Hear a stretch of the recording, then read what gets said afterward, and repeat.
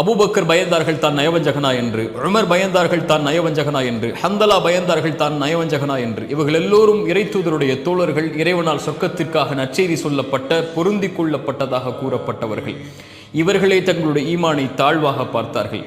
ஆனால் நாம் எந்த நற்செய்தியும் நமக்கு கிடையாது, எந்த அங்கீகாரமும் கிடையாது. நாம் நம்முடைய ஈமானை எப்படி பார்க்கிறோம்? இன்று மரணித்தால் சொர்க்கம் செல்வதைப் போல நாம் கருதுகிறோம். நம்மிடத்திலே முறையான தொழுகை கிடையாது, நம்மிடத்திலே முறையான ருக்கு, அந்த ருக்கு எல்லாம் ருக்குவே கிடையாது, சுஜூதெல்லாம் சுஜூதே கிடையாது. நாம் செய்கின்ற பிரார்த்தனைகள் எல்லாம் முழுமையான பிரார்த்தனை கிடையாது, ஓதுகின்ற குர்ஆன் எல்லாம் முழுமையான ஓதுதல் கிடையாது.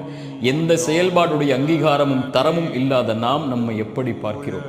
பிறருடைய குறைகளை ஆராய்வதை விட்டுவிட்டு நம்முடைய ஈமானை தாழ்வாக பாருங்கள். திருமறை சொல்லுகிறது, உங்களை நீங்கள் பரிசுத்தப்படுத்திக் கொள்ளாதீர்கள், இறைவன் தான் அறிந்தவன் உங்களில் யார் அவனை அதிகமாக பயப்படக்கூடியவர்கள் என்று.